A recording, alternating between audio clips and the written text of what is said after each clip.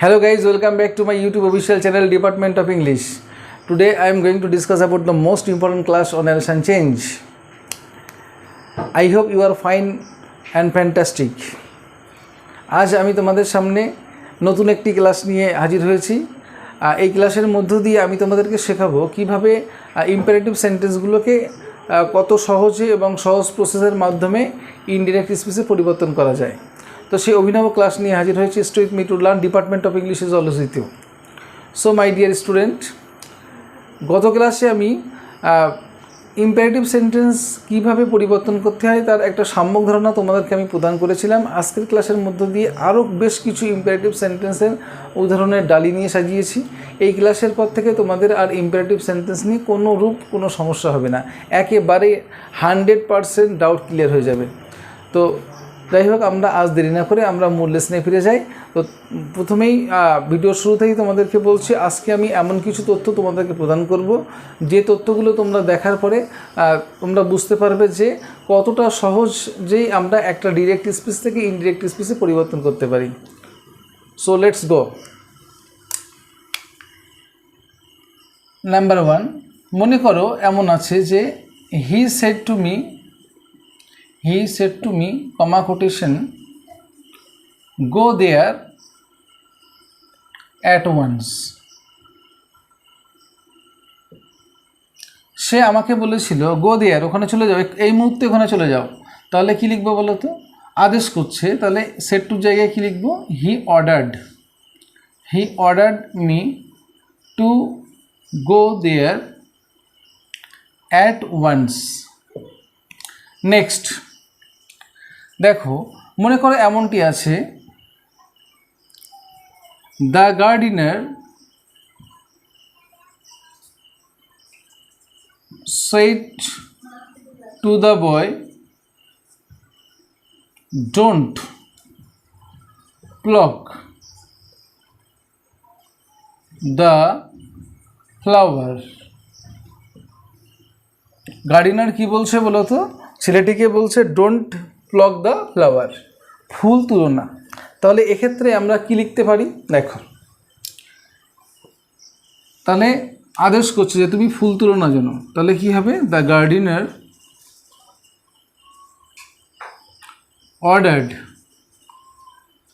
Ordered the বয়। এবার দেখো, এখানে রিপোর্টেড স্পেসের শুরুতে যদি ডোন্ট থাকে তাহলে আমাদের ইম্পারেটিভ সেন্টেন্সের যে নিয়ম আছে সেই নিয়মটা কী বলো তো? রিপোর্টিং ভার্ব এবং রিপোর্টেড স্পেসের মাঝে টু যোগ হবে। এখন যখন রিপোর্টেড স্পেসের শুরুতে ডোন্ট থাকবে তখন নিয়মের টুটি নটের পরে বসবে। এটি রিমাইন্ডেড ইট। তাহলে কী লিখব? Not to pluck the flower. Answer কি দাঁড়ালো? The gardener ordered the boy not to pluck the flower. Next, he said to me, সে আমাকে বলেছিল ডোন্ট ডিসওবে ইয়োর এল্ডার্স,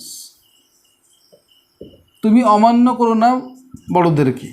তাহলে এখন এটা কী হবে বলো তো? অ্যাডভাইস করা। সে কি বলেছিল? আমাকে বলেছিল ডোন্ট ডিসওবে ইয়োর এল্ডার্স। তাহলে সেড টুর জায়গায় কী লিখবো বলো তো? তাহলে he advised me. Do not থাকলে কী হবে? আগে নট, পরে টু, নট টু ডিসওবে। ইয়োরটা কী হবে বলো তো? তোমার বড়দেরকে বা তোমার বয়োজ্যেষ্ঠদেরকে ডিসওবে করবে না। তাহলে কি হবে? Not to ডিসওবে। ইয়োরটা কী হবে বলো তো? মাই এল্ডার্স। কী হবে? My elders. তাহলে he advise not to disobey my elders. Next, মনে করো এমনটি আছে যে Ram said to me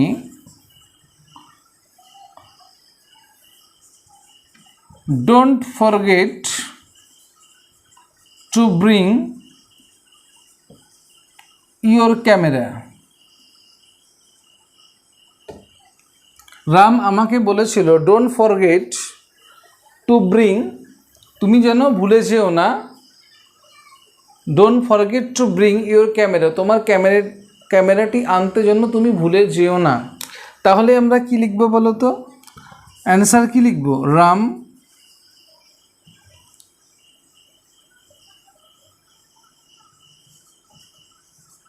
ordered me not to forget to bring, ইয়োরটা কী হবে বলো তো? My camera. অ্যান্সার কী দাঁড়ালো? Ram ordered me not to forget to bring my camera. তাহলে আমরা কি দেখলাম? দেখো, তাহলে আমরা ইম্পারেটিভ সেন্টেন্সে রিপোর্টেড স্পিচের অর্থ দ্বারা যদি আদেশ করা বোঝায় তাহলে সেড টুর পরিবর্তে অর্ডার্ড হবে। রিপোর্টেড স্পিচের অর্থ যদি অনুরোধ করা বোঝায় তাহলে সেড টুর পরিবর্তে রিকোয়েস্টেড বসবে। রিপোর্টেড স্পিচের অর্থ যদি উপদেশ দেওয়া বোঝায় তাহলে সেড টুর পরিবর্তে অ্যাডভাইসড বসবে এবং রিপোর্টিং ভার্ব ও রিপোর্টেড স্পিচের মাঝে টু যোগ হবে। তবে এটা বলা বাহুল্য যে যখন ডোন্ট থাকবে তখন কি হবে বলো তো? আগে নট বসবে, পরে টু বসবে, নট টু হবে। নেক্সট এক্সাম্পলে একটু ফিরে যাওয়া যাক। দেখো, এবার আমরা আলোচনা করব যে বিষয়টি, সেটি হলো লেট যোগে।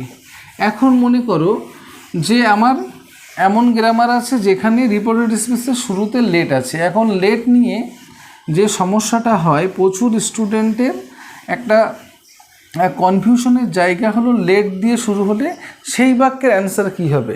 আজকের ক্লাসের মধ্যে আমি তোমাদের সুন্দর করে অতি সাবলীলভাবে এবং সঠিক পদ্ধতির মাধ্যমে তোমাদেরকে দেখিয়ে দিচ্ছি। আজকের পর থেকে তোমাদের লেট নিয়ে যে ডাউট ছিল সেই ডাউট চিরতরে একেবারেই মিটে যাবে। চিরতরে তুমি একদম খুব সুন্দর এবং সাবলীলভাবে করতে পারবে, কোনো রকমভাবে ডাউট আর থাকবে না, একেবারে তোমার ডাউট চিরতরে নির্মূল হয়ে যাবে। তো সো মাই ডিয়ার স্টুডেন্ট, একটু খেয়াল করো। দেখো, এখন বিষয়টি হলো যে বাক্যে, নোট ডাউন করে নাও। দেখো, তাহলে যে বাক্যে, অর্থাৎ রিপোর্টেড স্পিচ এর শুরুতে যদি লেট যোগ থাকে তাহলে সেড টুর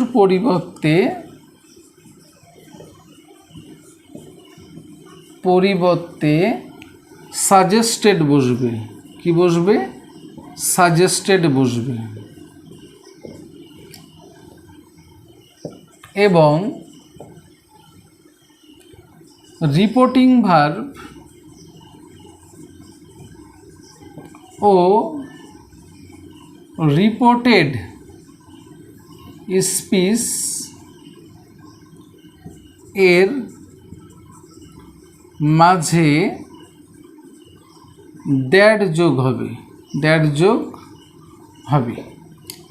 এবার দেখো, মনে করো রিপোর্টেড স্পিচের শুরুতে এমনটি আছে যে let me do the work. এখন এমনটি আছে যখন এখানে কর্তা মিল জায়গায় যখন আমার হি কিংবা সি হবে তখন মাইট বি অ্যালাউড টু লিখতে হবে। মাইট বি অ্যালাউড টু, তাহলে কী লিখতে হবে বলো তো? মাইট বি অ্যালাউড টু। যখন কর্তা আইটার পরিবর্তে হি কিংবা সি হবে, মাইট বি অ্যালাউড টু, তারপরে বাদ বাকিটুকু লিখতে হবে। তো এখন বিষয়টি হলো, এখানে যদি রিপোর্টেড স্পিচের শুরুতে এমনটি থাকে, late us go for trip, চলো আমরা বেরিয়ে আসি, এমনটি যদি অর্থ প্রকাশ পায় তখন এখানে আসের জায়গায় হবে দে, তারপরে কী হবে বলো তো? They should go for trip.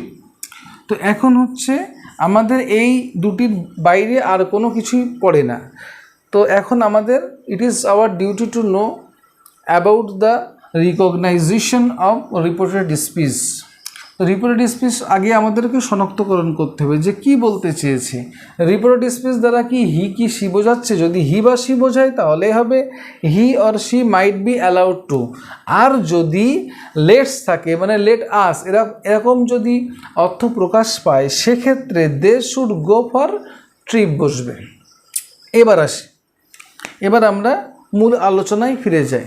তো আজকের ক্লাসে এই অতি সহজ এবং ট্রিক্সের মাধ্যমে তোমাদেরকে দেখিয়ে দিচ্ছি কিভাবে লেট যুক্ত সেন্টেন্সগুলোকে আমরা ডিরেক্ট থেকে ইনডিরেক্ট স্পিচে পরিবর্তন করতে পারি। এবার দেখো এক্সাম্পলে ফিরে যাই। নাম্বার 1, মনে করে এমনটি আছে যে he said to me comma quotation let me do the work। এখন মনে করো এই প্রশ্নের অ্যান্সারটি আমি আসে কি সে বলো তো ডিরেক্ট স্পিচে, আমাকে করতে হবে কি ইনডিরেক্ট স্পিচ। তাহলে অ্যান্সার কি লিখবো বলো তো? দেখো হি, তাহলে আমি কি বলেছি লেট থাকলে সাজেস্টেড লিখতে হবে সেড টুর পরিবর্তে। তাহলে হি সাজেস্টেড মি দ্যাট। এবার দেখো লেট মি মানে আমাকে দেখতে দাও, মানে তাকে দেখতে দাও হি হবে। তাহলে হি যেই বসবে সেই আমার হির সঙ্গে কী যোগ হবে? Might be allowed to. কী যোগ হবে? Might be allowed to. দেখো তাহলে কী লিখবো বলো তো? He might be allowed to do the work. Answer কী দাঁড়ালো? He suggested me that he might be allowed to do the work. আরেকটি উদাহরণ দেখি। মনে করো এমনটি আছে যে Ram said to me comma quotation let me see the zoo. আমাকে চিড়িয়াখানাটি দেখতে দাও। তাহলে কি হবে? দেখো রাম সাজেস্টেড মি দ্যাট। মিটা কী হবে বলো তো? হি, যেহেতু রাম ছেলে তাহলে হি হয়েছে। যদি এখানে রামের জায়গায় যদি কোনো মেয়ে থাকতো তাহলে সি হতো। তাহলে হি মাইট বি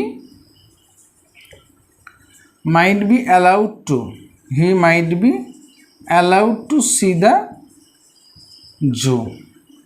তাহলে অ্যান্সার কি দাঁড়ালো? Ram suggested me that he might be allowed to see the zoo. এবার দেখো মনে করো এমনটি বাক্য আছে যে he said two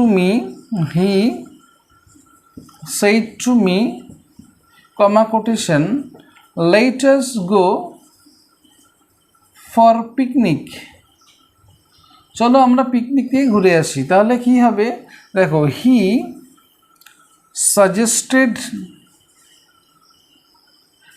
suggested me that. এবার কি বলো তো? আজ বলছে। তাহলে আজ থাকলে কি হবে? আমি কি বললাম নিয়মে? আজ থাকলে কি হবে? আজ থাকলে দে বসবে। তাহলে দে লিখেছি, দের পরে কি হবে? They should. তারপরে গো ফর পিকনিক। তাহলে অ্যান্সার দাঁড়ালো কি বলো তো? He suggested me that they should go for picnic. তাহলে আজকের ক্লাসের মধ্য দিয়ে আমি কি করলাম বলো তো? আজকের ক্লাসের মধ্য দিয়ে আমি তোমাদের শেখালাম কিভাবে ইম্পারেটিভ সেন্টেন্সগুলোকে ডিরেক্ট স্পিচ থেকে ইনডিরেক্ট স্পিচে পরিবর্তন করতে হয়। এবং এই ক্লাসের মধ্য দিয়ে আমি তোমাদেরকে একটা খুব ইম্পর্টেন্ট তথ্য প্রোভাইড করলাম। সেটা কি বলো তো? লেট যুক্ত থাকলে রিপোর্টেড স্পিচের শুরুতে সেটি কিভাবে চেঞ্জ করতে হয়। Thank you watching my video.